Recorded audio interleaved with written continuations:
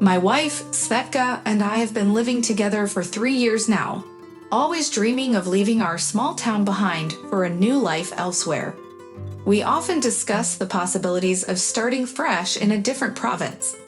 At the time, I was working for a small network enterprise with the promise of a promotion that would require us to move to a large city with a population of millions. This promotion was what we were waiting for, so that we could relocate and start working immediately. Finally, the long-awaited promotion came, filling us with excitement. Sveta, who worked as an accountant, was not afraid of new challenges and always saw opportunities in the future. I was confident that she would find a job just as good as her previous one. Without hesitation, she agreed to come with me to the new city. Her enthusiasm fueled my own and gave me the strength and energy needed to start afresh. We quickly settled into our new city, finding an apartment near the center. Sveta landed a job at a bank, and I started my new position. The city turned out to be everything we had hoped for and more. We explored its streets, visited interesting places, and learned so much along the way. Sveta was especially thrilled with her new job, as she found herself surrounded by a young and engaging team.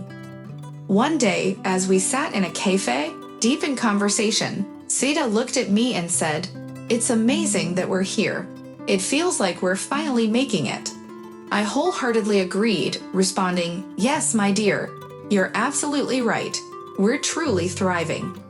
6 months flew by quickly, and we not only settled into our new home, but also made connections with our neighbors and built friendships with our coworkers.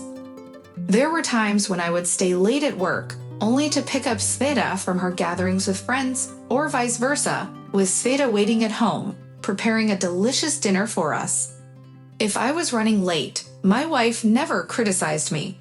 On the contrary, she always showed me understanding.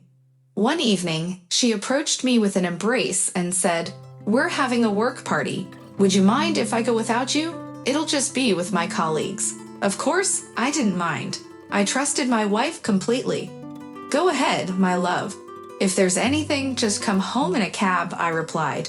The next day, Svetka couldn't stop talking about how much fun and interesting her party was.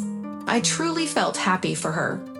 Then, during a weekend outing at a cafeteria, Svetka mentioned her upcoming birthday. She suggested celebrating at a cafe we had never been to before, where the sushi was supposedly good.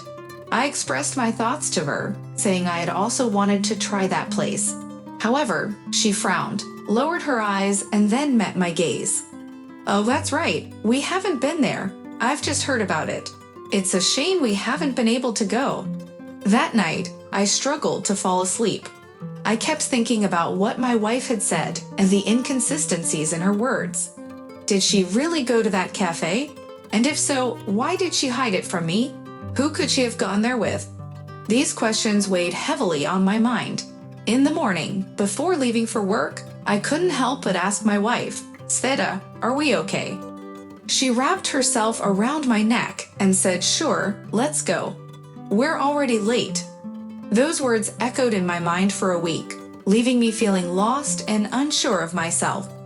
I couldn't fathom the idea that my wife could have betrayed me.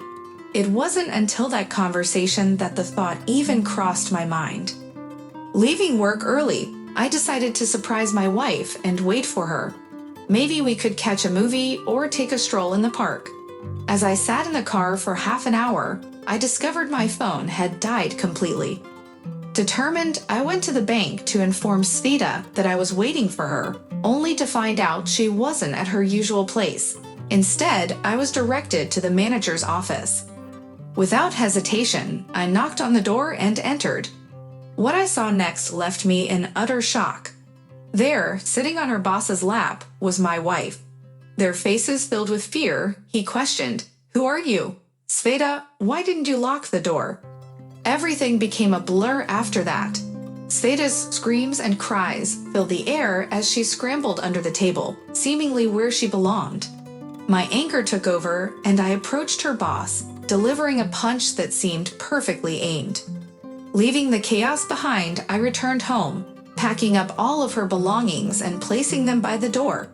About an hour later, Sveta arrived, begging for forgiveness and insisting it was a mistake fueled by infatuation. She claimed to still love me. However, I had one important question: how long has this been going on? Her response confirmed that it hadn't been a long affair, but I stopped her, saying, "Go, Sveta. Leave. We're getting a divorce." I still can't comprehend how she could do this to her husband. We were doing well in our relationship, or so I thought. It seems that the new place had sparked a new life within her, one that shattered the trust we had built.